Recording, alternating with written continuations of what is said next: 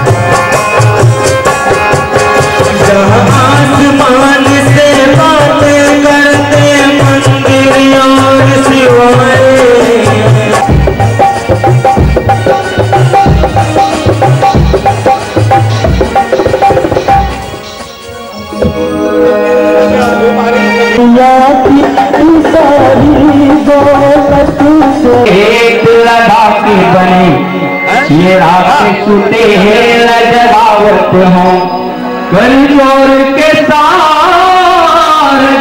से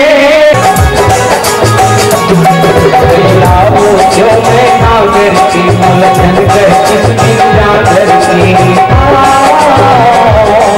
जो मैं खेत की तन्हा के माटी बन जो मैं तन्हा के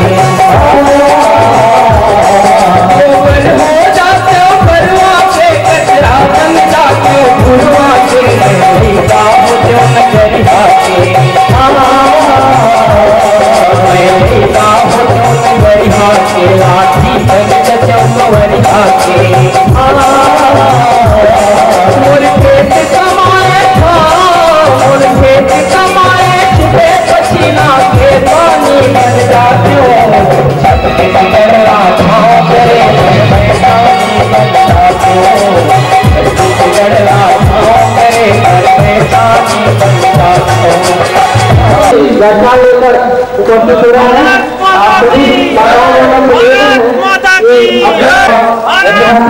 के द्वारा आप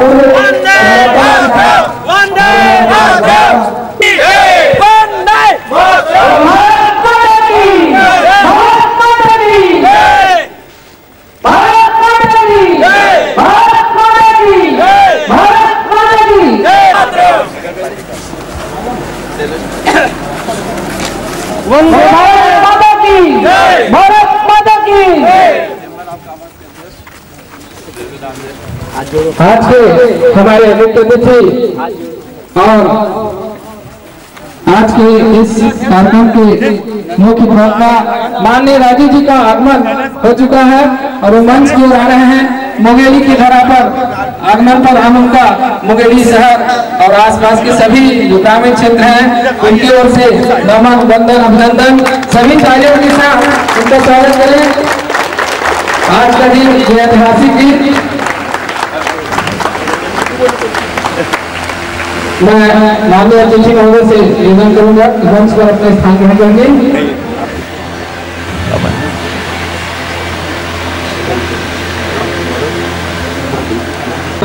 बाहर जो दर्शक खड़े हैं तो यहाँ पर आ जाएं और आज का ये कार्यक्रम शुरू होने जा रहे हैं। मैं आज के मुख्य अतिथि माननीय राजीव जी से निवेदन करूंगा कि माँ सरस्वती और माँ भारती की यहाँ पूजा अर्चना कर आज के कार्यक्रम की विधिवत शुभारंभ करेंगे। साथ देंगे तो जी आप यहाँ आमंत्रित हैं पूजा अर्चना के कार्यक्रम में। लोरमी कवर्धा से जो हमारे पतंजलि योगपीठ से जुड़े हुए पदाधिकारी गण हैं ये भी आमंत्रित हैं। नगर पालिका अध्यक्ष श्री शैलेश पाठक जी से अनुरोध है कि ये भी आ जाएं आज की इस पूजा अर्चना के कार्यक्रम में। नगर पालिका उपाध्यक्ष माननीय मोहन भोजवानी जी,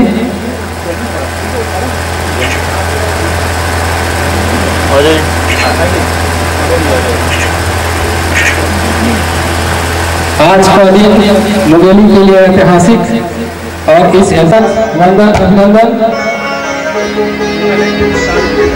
ओम सज्जवत संयुक्तं मन्यायोदितं मया दीपं ग्रहाण देवेशो त्रैलोक्यं तिमिरापहं जननी जन्मभूमिश्च सदा गतिर्यशी। भारत माता की, भारत माता की, भारत। मुंगेली के अध्यक्ष श्री जय कुटुरिया और महामंत्री रवि परानी जी से अनुरोध करूंगा कि आज के हमारे अतिथि महर्षि क्रम में नगर के प्रथम नागरिक माननीय शैलेश पाठक जी आमंत्रित है अतिथि महोदय का स्वागत करने। नगर पालिका उपाध्यक्ष माननीय मोहन भोजानी जी भी आमंत्रित है आज के हमारे अतिथि महोदय का स्वागत करने। आप सभी तालियों के साथ स्वागत दें।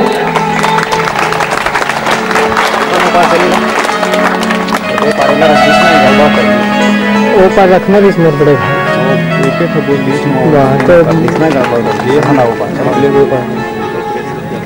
पतंजलि योगपीठ मुंगेली के योग प्रशिक्षक श्री विवेक पाठक जी स्वागत करेंगे।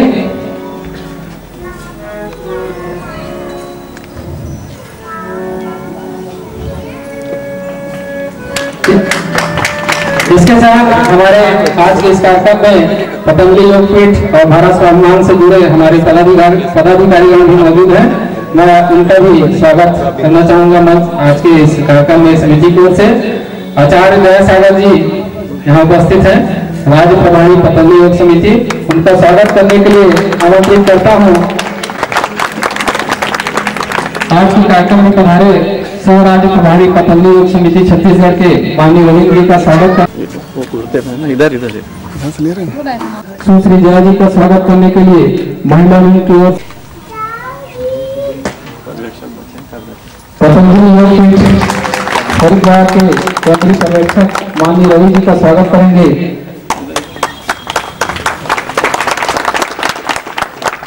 माननीय किशुनलाल जी को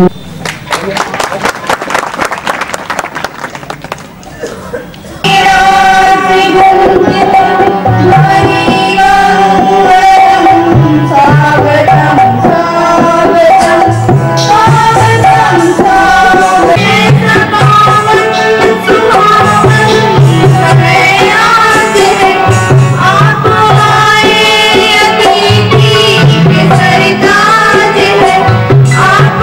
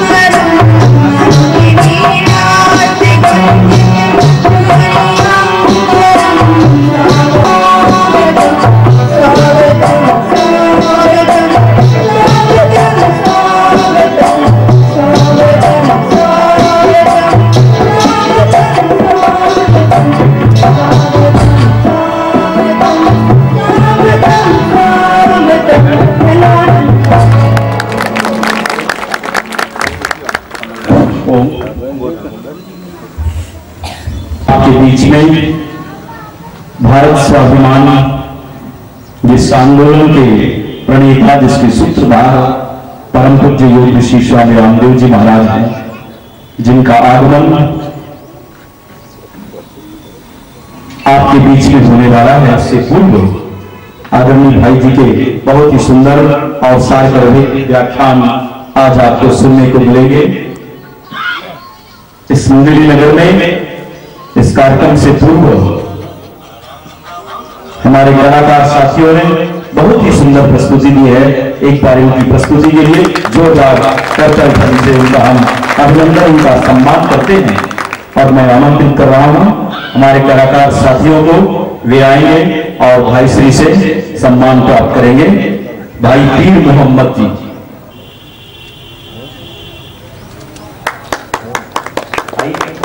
भाई पीर मोहम्मद जी आदरणीय राजू भाई के पास आए और उनका भारत स्वाभिमान की ओर से उनका स्वागत है। एक बार जोरदार तालियां कलाकार साथियों के लिए। भाई संजय पांडे जी, कौन है संजय पांडे? नहीं चले गए। भाई सुनील केसरवानी जी, भाई हरेंद्र सोनी जी, भाई तनवीर अहमद जी, भाई संजय देवांगन जी, भाई रघुवंश सिंह परिहार जी,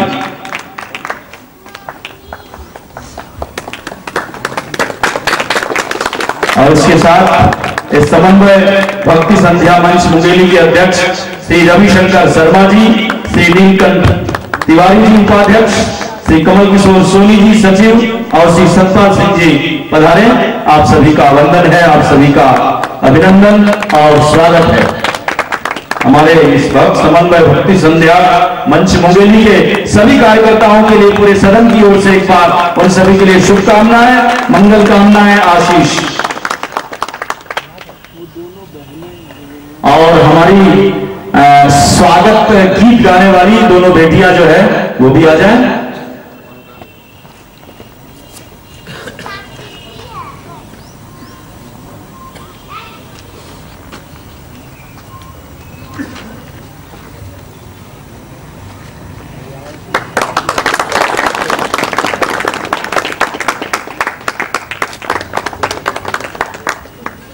और अब इस व्याख्यान के इस पावन अनुष्ठान को प्रारंभ करने के लिए हम हमारे बीच में, जो पूरे देश के अंदर जहां जहां भी स्वामी जी के कार्यक्रम होने हैं, जहां भी स्वामी जी के चरण पड़ रहे हैं, उनसे पूर्व पूरे देश के अंदर इस आंदोलन को खड़ा करने के लिए, जन जन तक अपनी बात पहुंचाने के लिए हमारे बीच में आए हैं। एक बार आप सभी की ओर से जोरदार करताल ध्वनि के बीच में हम आदरणीय राजू भाई जी को आमंत्रित करते हैं। माइक वाले, माइक संचालक यही थे, आप इधर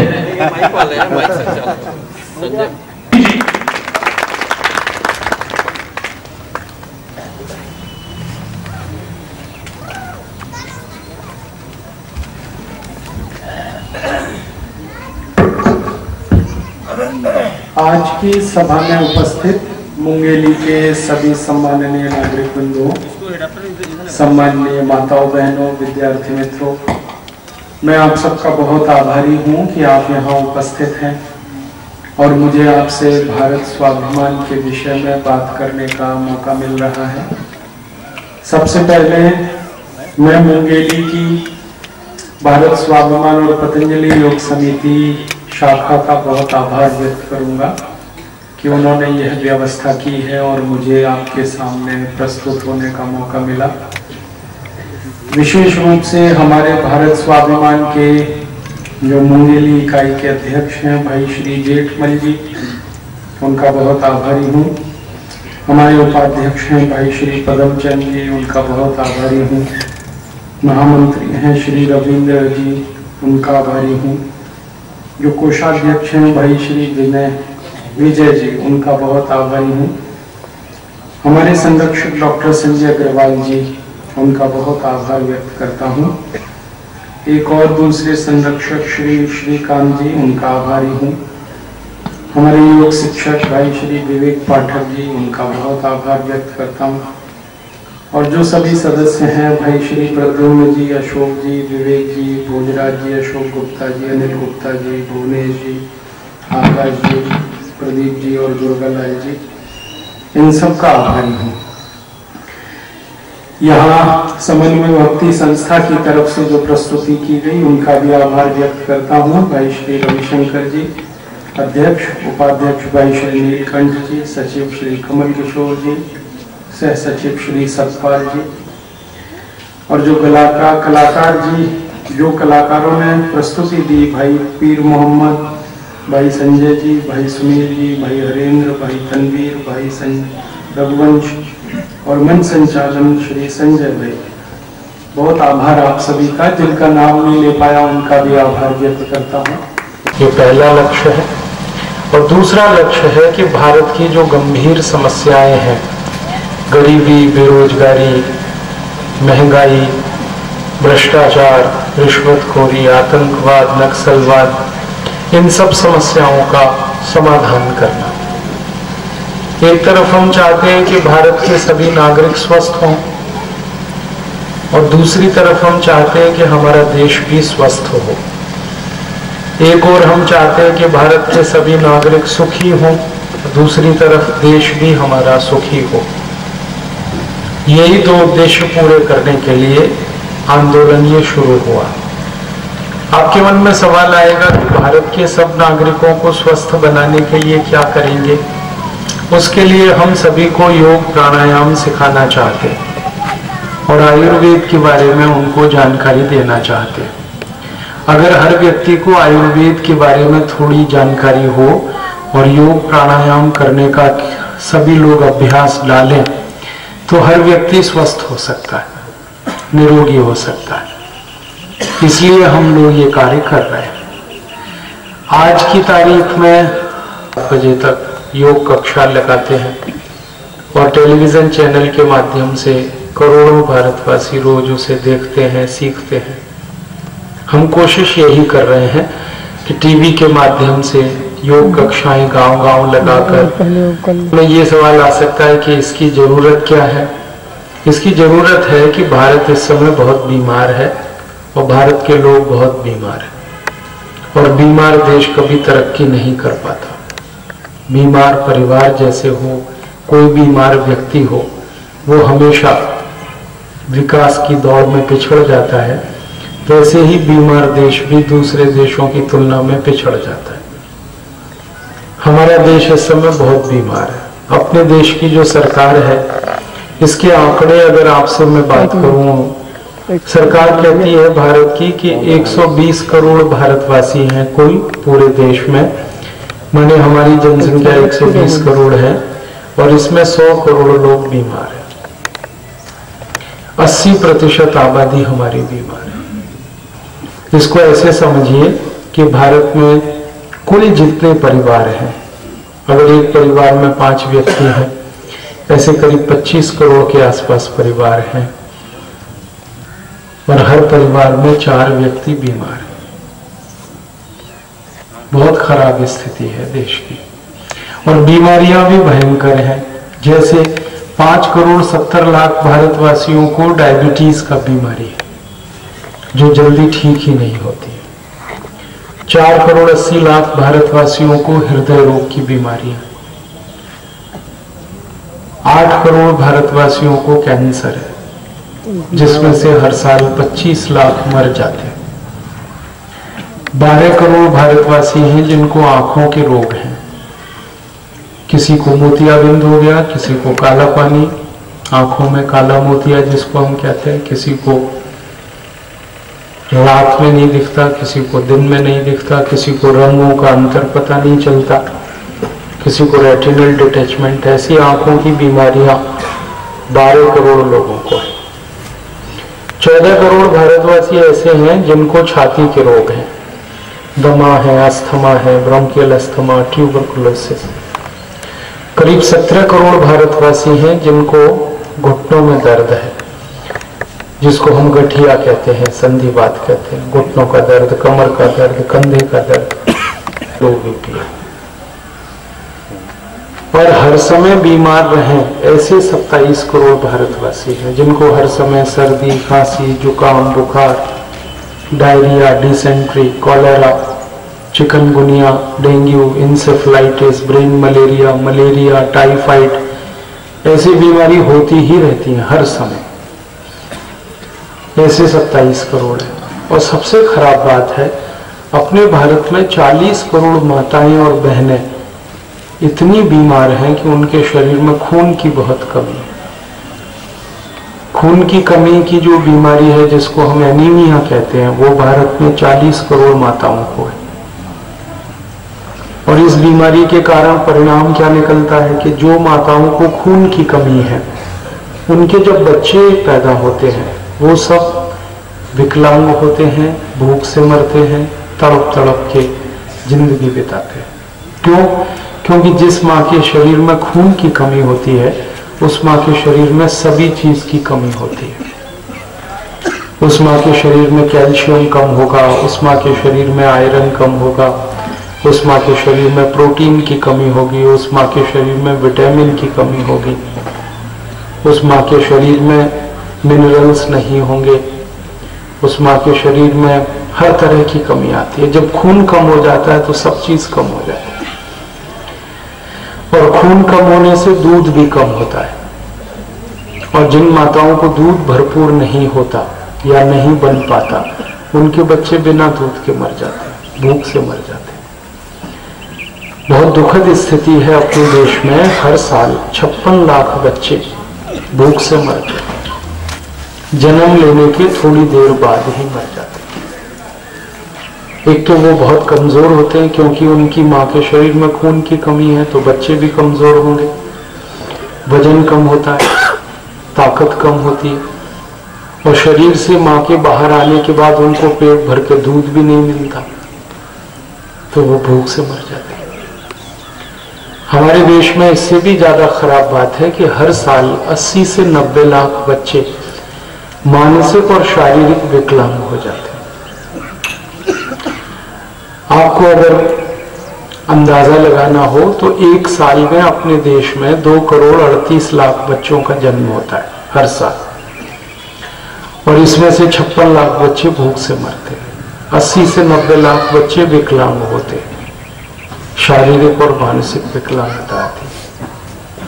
माने हर साल लगभग हमारे 1.5 करोड़ बच्चे जो देश का भविष्य हो सकते हैं, वो बर्बाद हो जाते हैं।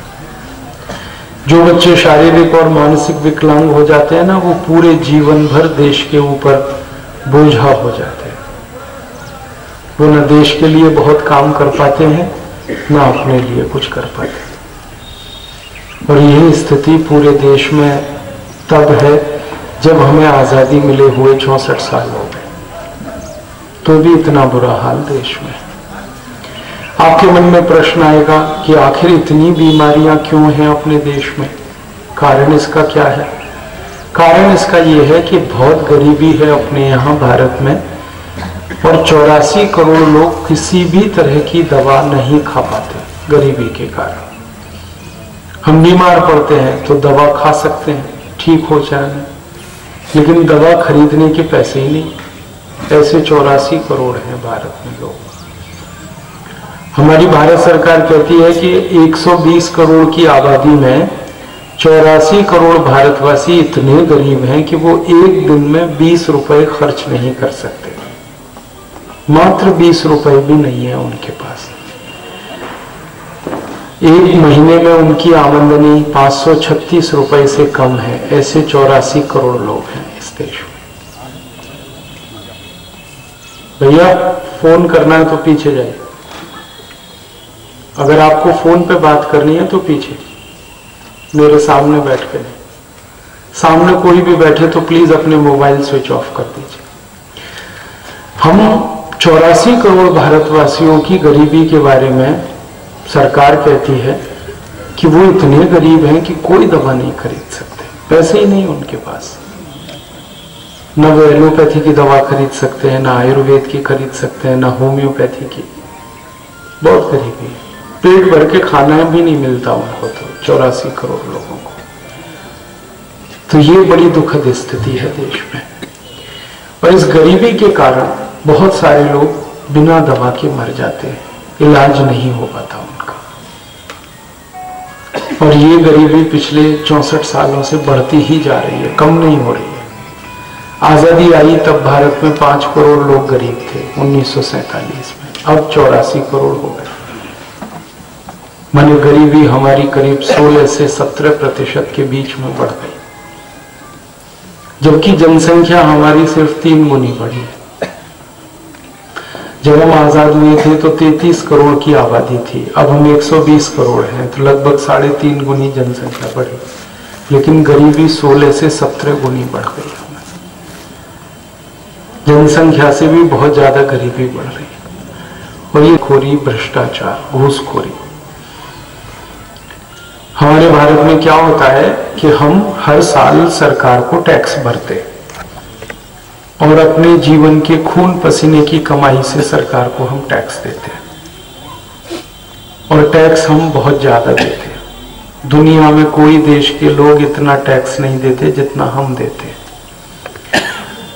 अमेरिका में हम जाएं, कनाडा में जाएं, ब्रिटेन में, फ्रांस में, कोई भी देश में चले जाएं तो वहां लोग 2 या 3 तरह के टैक्स देते हैं। एक इनकम टैक्स होता है वहां पे, एक वैल्यू एडेड टैक्स होता है, और कहीं कहीं किसी देश में लोकल टैक्स होता है। तो 2-3 तरह के टैक्स भरने पड़ते हैं दुनिया के सभी देशों में, लेकिन भारत में 64 तरह के टैक्स हमें भरना पड़ते हैं हर साल। हमारी आमदनी है उस पर हमें इनकम टैक्स देना पड़ता है। इसी तरह अगर हम कोई कंपनी चलाते हैं तो उसके लिए कॉर्पोरेट टैक्स भरना पड़ता है। हम कोई सामान खरीदते हैं उस पर हमको सेंट्रल एक्साइज ड्यूटी देनी पड़ती है, उत्पादन कर देना पड़ता है, बिक्री कर देना पड़ता है, वैल्यू एडेड टैक्स देना पड़ता है। सड़क पे चलते हैं तो रोड टैक्स देना पड़ता है, पुल पे जाते। हमने एक दिन, मैंने क्या किया, जितने टैक्स हम देते हैं उसकी सूची बनाई, तो 64 तरह के टैक्स हम देते हैं। और ये टैक्स में हर साल हम सरकार को 8.5 लाख करोड़ रुपए दे देते हैं, केंद्र सरकार 8,50,000 करोड़, और फिर राज्य सरकार को अलग से देते हैं। हमारे यहाँ केंद्र सरकार अलग टैक्स लेती है, राज्य सरकार अलग लेती है, तो हम राज्य सरकारों को भी टैक्स देते हैं, फिर नगर पालिकाओं को देते हैं, नगर पालिका अलग से टैक्स लेती है। और कभी कभी तो जिला पंचायत और नगर पंचायतों को भी दे देते हैं, कभी ग्राम पंचायत भी ले लेती है। तो एक बार मैंने हिसाब निकाला कि सारे भारतवासी एक साल में 8.5 लाख करोड़ का टैक्स तो केंद्र सरकार को देते हैं, फिर राज्य सरकारों को, फिर नगर पालिकाओं को, सब अलग अलग टैक्स। एक आदमी साल में औसतन करीब 11 से 12 हजार रुपए टैक्स देता है। आप सब एक एक व्यक्ति, मैं भी शामिल हूं आपके साथ। हम टैक्स देते हैं, क्यों देते हैं? सरकार हमारी मदद करे। इसके लिए मदद क्या चाहिए? हम बीमार पड़े तो हमारा इलाज हो जाए, चलने के लिए हमें सड़क मिले, ठीक से बिजली मिले, पानी मिले, हमारे बच्चों को शिक्षा मिले, रोजगार की व्यवस्था हो, इसीलिए टैक्स देते हैं। लेकिन हमारी जो सरकार है ये टैक्स के पैसे तो हमसे ले लेती है, और उसी पैसे में से सारे नेता भ्रष्टाचार, रिश्वतखोरी, घूसखोरी, लूट मार कर लेते हैं। तो टैक्स तो हम दे रहे हैं, लेकिन हमारा पैसा ये नेता खा जाते हैं, अधिकारी खा जाते हैं। आपको मालूम है कितना पैसा खा जाते हैं? हमारे यहाँ एक प्रधानमंत्री थे, उनका नाम था श्री राजीव गांधी। वो ये कहा करते थे कि जब कोई आदमी 1 रुपए टैक्स देता है और बदले में हम उसे 1 रुपए खर्च करते विकास के लिए, तो उस गरीब आदमी को 15 पैसा ही मिलता है। 1 रुपया तो ले लिया सरकार ने आपसे, अब उस 1 रुपए के बदले में सरकार आपको 15 पैसे देती है। इसका माने 85 पैसा आपका खा जाते हैं नेता और अधिकारी। आप सोचो, जब हर 1 रुपए में से 85 पैसा लूट लिया जाएगा, क्यों दिए कि कारखाने लगे, रोजगार मिले, सड़क बने, बिजली की सुविधा मिले, पानी की सुविधा मिले, हॉस्पिटल हो, शिक्षा हो, सब काम के लिए ही तो टैक्स देते हो। लेकिन उस टैक्स में से 85% सरकार के नेता और अधिकारी लूट लेते, 15% बचता है, उसमें हमारा कुछ नहीं हो पाता, न शिक्षा हो पाती है, न स्वास्थ्य, न चिकित्सा, न कुछ। इसलिए भारत गरीब का गरीब है। और गरीबी बढ़ रही है, इसका कारण ही है कि ये जो लूटखोरी बढ़ रही है, भ्रष्टाचार बढ़ रहा है, रिश्वतखोरी बढ़ रही है, इसके कारण ये समस्या है। ये हमारी गंभीर समस्या है। दुनिया के सारे बड़े अर्थशास्त्री ये कहते हैं कि ये गरीबी जब आ जाती है तो सारी समस्या हमें करना है। उसके लिए हमने सोचा है कि जिनके पास पैसे नहीं है खर्च करने को, वो कुछ ऐसे इलाज करें जिसमें पैसे ही खर्च ना हो। दुनिया में ऐसे भी इलाज होते हैं जिनमें पैसे खर्च नहीं होते। तो भारत के जो 84 करोड़ लोग हैं वो ऐसी चिकित्सा करें जिसमें उनका पैसा खर्च ना हो। और उसी चिकित्सा को हम सिखा रहे हैं प्राणायाम, योग, इसके नाम से। योग और प्राणायाम ऐसी चिकित्सा है जिसमें पैसे खर्च नहीं करने पड़ते, कोई भी आदमी कर सकता है, गरीब से गरीब आदमी कर सकता है। इसमें बस एक ही काम करना पड़ता है कि सांस लेना और सांस छोड़ना, इसी को सीखना है, कैसे सांस ली जाती है, कैसे छोड़ी जाती है। तो हम हर आदमी को सिखा रहे हैं कि भाई आप प्राणायाम कर लो, योग कर लो, ताकि पैसे ना हो तो भी आपकी बीमारी ठीक हो जाए। और या फिर भारत के लोगों को ऐसी दवाएं बताई जाएं जो बिना पैसे के मिलती है, तो वो अपना इलाज कर सकते हैं। बिना पैसे की क्या दवाएं मिलती हैं? आयुर्वेद की दवाएं हमारे देश में लगभग सभी बिना पैसे में मिलती हैं, क्योंकि वो भगवान ने हमको दी है, प्रकृति ने दी है। और भगवान जो भी कुछ देता है, प्रकृति से जो कुछ मिलता है, वो सब निःशुल्क होता है। प्रकृति ने हमको हवा दी है, पानी दिया है बारिश का, धूप हमको दी है।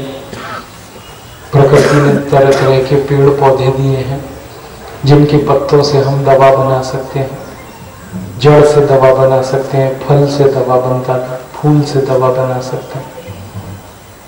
तो ऐसी कई दवाएं हैं आयुर्वेद में जो भगवान की दी हुई है, निःशुल्क है। तो या तो हम लोगों को ये बताएं कि भाई ये दवा खाओ जिसमें पैसे खर्च नहीं होते, और या उनको योग प्राणायाम सिखाएं। ये दो रास्ते हैं हर गरीब आदमी को स्वस्थ बनाने के। तो इन्हीं दोनों रास्तों को सिखाने बताने के लिए हम लोग गांव-गांव घूमते हैं। आप भी अगर इनके बारे में जान लो तो आप भी इसका उपयोग कर सकते हैं। आज मैं आपको ऐसी कई गंभीर बीमारियों के बारे में बताऊंगा जिनसे आप बहुत परेशान हैं, दुखी हैं, और उनके बारे में ये भी बताऊंगा कि उनका इलाज कैसे किया जाए बिना पैसा खर्च किए हुए। एक पैसा भी आपका खर्च ना हो और आपकी हर बड़ी बीमारी ठीक हो जाए। ऐसे कुछ इलाज हमारे आयुर्वेद में, योग प्राणायाम में है। उन्हीं इलाजों को बताने के लिए हम सभी भारत में घूमते हैं गाँव-गाँव। परम पूजनीय स्वामी जी भी इसी कार्य के लिए पूरे देश का प्रवास करते हैं।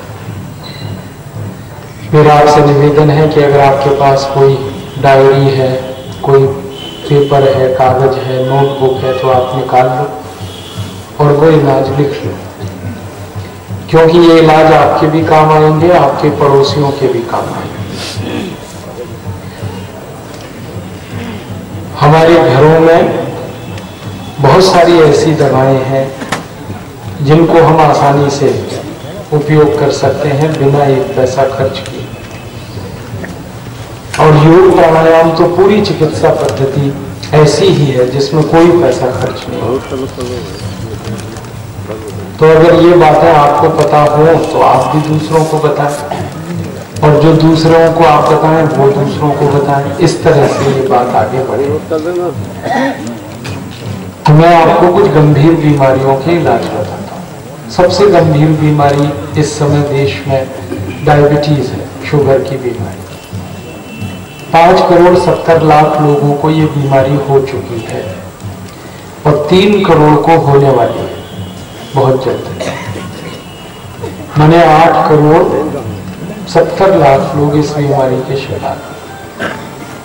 और ये बीमारी आ जाए ना शरीर में तो पूरा शरीर खोखला हो जाता है। ये डायबिटीज की बीमारी में सारी दुनिया के वैज्ञानिक कहते हैं कि ये ऐसी बीमारी है जो आपको चुप